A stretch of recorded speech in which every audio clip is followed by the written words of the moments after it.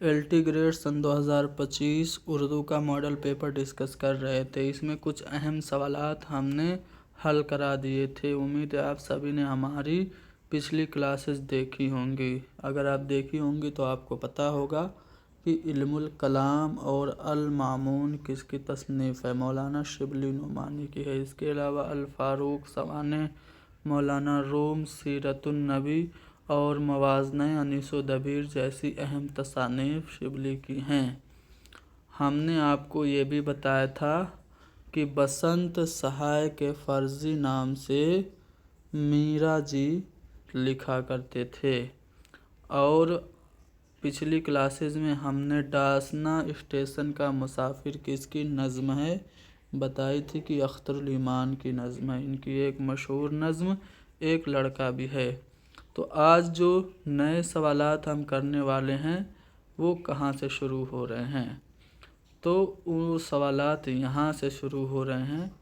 चलिए, हमने आपसे कल ये सवाल करके क्लास को ख़त्म किया था और इसका जवाब आप लोगों से कमेंट में मांगा था। सवाल ये कि हमसे उल्फत न सही ये तो गवारा करते, अपनी नफ़रत का ही इजहार खुदा रा करते। तो इस शेर में कौन सी सनअत इस्तेमाल हुई है? देखो, उल्फत और नफ़रत ये दो मुतज़ाद अल्फाज हैं, तो इसलिए इसमें सनअत तबाक या सनअत तज़ाद होगी। सनअत तज़ाद का एक और शेर मुलाहिज़ा हो, उसे क्या ख़बर सज़ा वो जज़ा की, तेरी आरज़ू जिसने सुबह मसा की। इसमें भी सनअत तज़ाद है। अकबरी और असगरी किस नावल का किरदार है? 1869 ईस्वी में एक नावल मिरतुल उरूज़ के नाम से डिप्टी नज़ीर अहमद ने लिखा, जो कि उर्दू का पहला नावल तस्लीम किया जाता है। इसमें दो किरदार अकबरी और असगरी हैं। बाकी के जो ऑप्शन हैं जैसे तौबतुन नसूह, बिनातुन नास और इब्नुल वक्त, ये तीनों नावल भी डिप्टी नज़ीर अहमद के ही हैं। इसके अलावा अय्यामा, रोयाए सादका जैसे नावल भी इन्होंने लिखे। डिप्टी नज़ीर अहमद इस्लाही नावल लिखने के लिए जाने जाते हैं। इंडियन पिनल कोड का उर्दू में तर्जुमा ताज़ीराते हिंद के नाम से किसने किया? अभी मैंने उर्दू के पहले नावल निगार मौलवी नज़ीर अहमद के बारे में बताया। इन्होंने इंडियन पिनल कोड का उर्दू में तर्जुमा किया और ताज़ीराते हिंद इसका नाम पड़ा। उर्दू में कुरान मजीद के पहले तर्जुमा का एजाज़ किसे हासिल है? किसे हासिल है? सबसे पहले उर्दू में कुरान मजीद का तर्जुमा किसने किया? तो शाह रफ़ीउद्दीन ने सबसे पहले तर्जुमा किया कुरान मजीद का। राम बाबू सक्सेना के मुताबिक किसका ज़माना उर्दू शायरी की सबसे बड़ी तरक्की का ज़माना है? या सवाल इस तरह से पूछा जाए कि किसका ज़माना उर्दू शायरी का अहद ज़र्री तस्लीम किया जाता है, तो वो है मीर और सौदा का ज़माना। मीर से जब पूछा गया कि आपके ज़माने में आपके हम असर कुल कितने शायर हैं, तो उन्होंने पहली बार में जवाब दिया कि 2.5 शायर हैं। एक वो ख़ुद को पूरा शायर मानते थे और सौदा को पूरा शायर मानते थे, बाकी वो दर्द को आधा शायर मानते थे। यानी कि मीर के मुताबिक उनके ज़माने में 2.5 शायर थे। ठीक है, तो यही वो ज़माना था मीर व सौदा का ज़माना, जो उर्दू शायरी की सबसे बड़ी तरक्की का ज़माना या फिर उर्दू शायरी का अहद ज़र्री कहलाता है। सिराज औरंगाबादी की एक अहम और मारूफ मसनवी जिसमें उन्होंने अपनी ज़िंदगी का एक मुअस्सिर वाक़या बयान किया, वो कौन सी है? क्या ज़हर इश्क है? जी नहीं, ज़हर इश्क ये मिर्ज़ा शौक लखनवी की है। بوستان خیال ہے، جی ہاں بوستان خیال یہ جو ہے سراج اورنگ آبادی کی تصنیف ہے۔ باقی آپشن میں گلشن عشق یہ نصرتی کی ہے، منوہر اور مدمالتی کے عشق کی داستان ہے، اور علی نامہ یہ بھی نصرتی کی ہے جس میں علی عادل شاہ ثانی کی جنگ کے واقعات بیان کیے گئے ہیں۔ ابتدائی 10 سال کے جو جنگ کے واقعات ہیں علی عادل شاہ ثانی کے، وہ علی نامہ مثنوی میں بیان کیے گئے ہیں، اور علی نامہ جو مثنوی ہے یہ ایک رزمیہ مثنوی ہے۔ منوہر و مدمالتی یہ منوہر نہیں منوہر ہے، منوہر و مدمالتی کے عشق کی داستان کس مثنوی میں بیان ہوئی ہے؟ تو ابھی میں نے تھوڑی دیر پہلے بتایا تھا کہ گلشن عشق میں منوہر اور مدمالتی کے عشق کی داستان بیان ہوئی ہے۔ جدید رنگ کتاب، جدید رنگ کی کتاب جس میں خیالی افسانوں اور خواب کے پردے میں عمدہ اخلاقی نتائج بیان ہوئے ہیں، وہ کتاب کون سی ہے؟ کیا کندِ پارسی ہے، نیرنگ خیال ہے، نصیحت کا کرن پھول ہے، یا پھر سخندان فارس ہے؟ تو محمد حسین آزاد کی نیرنگ خیال ہے۔ نیرنگ خیال میں جدید رنگ میں خیالی افسانوں اور خواب کے پردے میں عمدہ اخلاقی نتائج بیان ہوئے ہیں۔ ولی نے اپنی شاعری میں بنیادی طور پر کس کو موضوع بنایا؟ تصوف کو، مدح سرائی کو، غزل گوئی کو، یا پھر تاریخ گوئی کو؟ تو تصوف کو ولی نے اپنی شاعری میں موضوع بنایا۔ اردو شاعری کا بابا آدم ان کو محمد حسین آزاد نے کہا، اور ان کو اردو شاعری کا چوسر بھی کہا جاتا ہے۔ میر تقی میر نے نکات الشعراء میں ولی دکنی کو شیطان سے بھی زیادہ مشہور بتایا۔ 1719 عیسوی میں ان کا دیوان دلی آیا تھا، اور یہ 1700 عیسوی میں اپنے دوست سید ابو المعالی کے ساتھ دلی آئے تھے اورنگزیب کے زمانے میں۔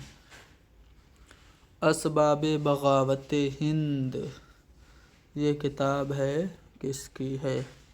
تو یہ کتاب سر سید احمد خان کی ہے۔ تاریخ سرکشی بجنور اور آثار السنادید، رسالہ تہذیب الاخلاق، خطبات احمدیہ، یہ سب تصانیف سر سید احمد خان کی ہے۔ فقیر محمد خاں گویا کے ذریعہ مترجمہ انوار سہیلی کا اردو ترجمہ ذیل میں سے کون سی کتاب ہے؟ فقیر محمد خاں گویا نے انوار سہیلی کا ترجمہ کر کے کون سی کتاب لکھی تھی؟ تو بستان حکمت لکھی تھی۔ اب آپ لوگوں کو کمنٹ میں بتانا ہے کہ یہ فقیر محمد خاں گویا یہ کس مشہور شاعر کے پردادا تھے جنہوں نے بستان حکمت لکھی انوار سہیلی کا ترجمہ کر کے؟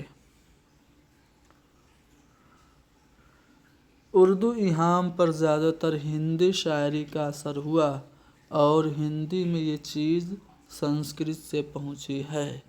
تو یہ جو قول ہے کس کا ہے؟ بابائے اردو مولوی عبدالحق کا ہے۔ ڈرامہ آگرہ بازار کس کی زندگی پر مبنی ہے؟ تو یہ حبیب تنویر کا ڈرامہ ہے، 1954 میں لکھا گیا، اور 1954 میں ہی پہلی بار جامعہ ملیہ اسلامیہ میں کھیلا گیا۔ ڈرامہ آگرہ بازار نذیر اکبر آبادی کی زندگی پر مبنی ہے۔ اس ڈرامہ میں نذیر کی 23 منظوم کلام کو استعمال کیا گیا ہے۔ اگلے سوال میں پوچھا جا رہا ہے کہ پریم چند نے محنت کش کو افسانے کا ہیرو بنا دیا۔ یہ جو قول ہے کس کا ہے؟ پریم چند نے محنت کش کو افسانے کا ہیرو بنا دیا، یہ قول سید احتشام حسین کا ہے، ٹھیک ہے۔ اچھا، پریم چند کو چلتا پھرتا گاؤں کس نے قرار دیا؟ پریم چند کو چلتا پھرتا گاؤں کس نے قرار دیا؟ اس سوال کا جواب آپ لوگ کمنٹ میں لکھیں گے۔ اردو افسانہ روایت اور مسائل، یہ کتاب کا نام ہے۔ اردو افسانہ روایت اور مسائل کس کی کتاب ہے؟ تو گوپی چند نارنگ کی کتاب ہے۔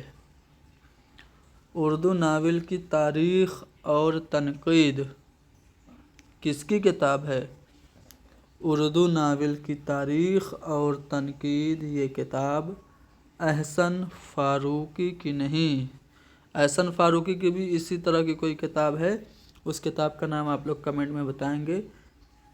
اردو ناول کی تحقیق تاریخ اور تنقید، اردو ناول کی تاریخ اور تنقید یہ کتاب علی عباس حسینی کی ہے، ٹھیک ہے۔ احسن فاروقی کی ناول سے متعلق کون سی کتاب ہے؟ احسن فاروقی کی کتاب کا نام آپ لوگ کمنٹ میں بتائیے۔ شامت اعمال یہ انشائیہ کس کا ہے؟ تو یہ انشائیہ احمد جمال پاشا کا ہے۔ احمد جمال پاشا کی ایک تصنیف ہے ستم ایجاد، ستم ایجاد میں یہ انشائیہ شامل ہے۔ کنہیا لال کپور کے انشائیوں کا مجموعہ ہے سنگ و خشت، چنگ و رباب۔ سنگ و خشت کا انتساب کس کے نام ہے یہ پوچھ رہا ہے؟ کیا بیدی کے نام ہے، رشید احمد صدیقی کے، مولوی عبدالحق کے، یا پھر پطرس بخاری کے؟ کنہیا لال کپور کے انشائیوں کا مجموعہ سنگ و خشت یہ پطرس بخاری،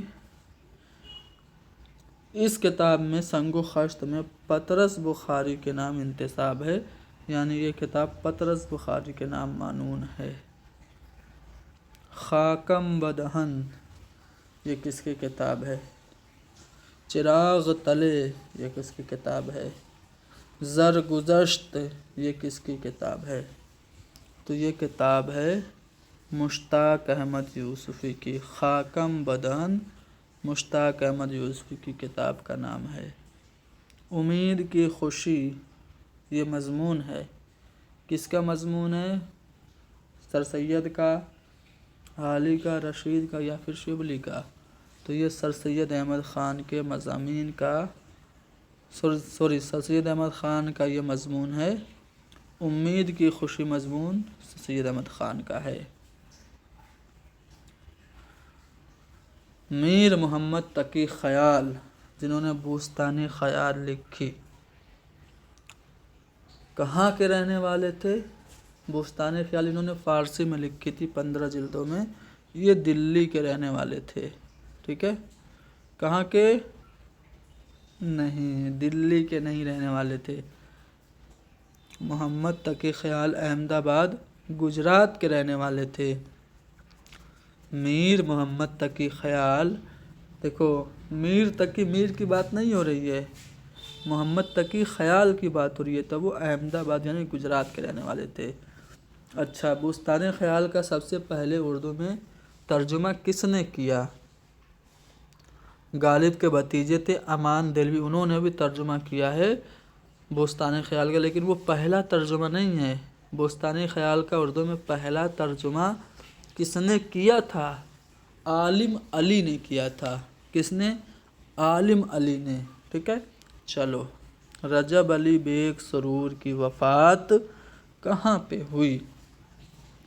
تو رجب علی بیگ سرور کی وفات بنارس میں ہوئی، اور بنارس میں یہ مدفون ہیں۔ رجب علی بیگ سرور داستان فسانہ عجائب کی وجہ سے مشہور ہوئے۔ حکیم اسد علی خان کی فرمائش پر انہوں نے یہ داستان کانپور میں لکھی تھی۔ کب لکھی تھی؟ 1824 عیسوی میں۔ تو آج ہم اتنے ہی سوال ٹائپ کر کے لائے تھے، مزید سوالات اگلی کلاس میں حل کیے جائیں گے۔ اگر آپ لوگ کہیں تو میں کچھ سوالات وربلی آپ لوگوں سے کر سکتا ہوں۔ غزل جتنی بدنام ہے اتنی ہی مجھے عزیز ہے، یہ قول کس کا ہے؟ رشید احمد صدیقی کا ہے۔ میر کے غم میں زخم ہی مرہم بن جاتے ہیں، یہ قول کس کا ہے؟ فراق گورکھپوری کا ہے۔ میر واسوخت کے مؤجد ہیں، یہ قول کس کا ہے؟ محمد حسین آزاد نے میر تقی میر کو واسوخت کا موجد قرار دیا۔ ہندوستان کی الہامی کتابیں دو ہیں، ایک وید مقدس اور دوسری دیوان غالب، یہ کس کا خیال ہے؟ عبد الرحمن بجنوری کا۔ دیوان غالب کا ہر مصرع تار رباب نظر آتا ہے، یہ بات کس نے کہی؟ عبد الرحمن بجنوری نے۔ اگر اس لڑکے کو کوئی کامل استاد مل گیا اور اس نے اس کو سیدھے راستے پر ڈال دیا تو لاجواب شاعر بن جائے گا، ورنہ مہمل بکنے لگے گا، یہ قول میر تقی میر کا ہے۔ کس کے بارے میں ہے؟ غالب کے بارے میں وہ کہہ رہے ہیں۔ شاد عظیم آبادی کو دبستان عظیم آباد کی آبرو کہا جاتا ہے، تو شاد کو دبستان عظیم آباد کی آبرو کس نے کہا؟ نور الحسن نقوی نے۔ مصحفی نے قصیدے کا نقاش اول کسے قرار دیا؟ سودا کو۔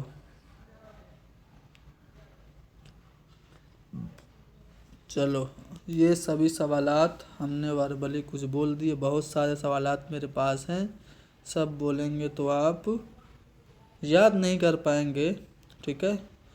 تو جو سوال میں نے آپ سے پوچھا تھا، احسن فاروقی کی ناول سے متعلق کتاب کا نام آپ لوگوں کو بتانا ہے، ٹھیک ہے؟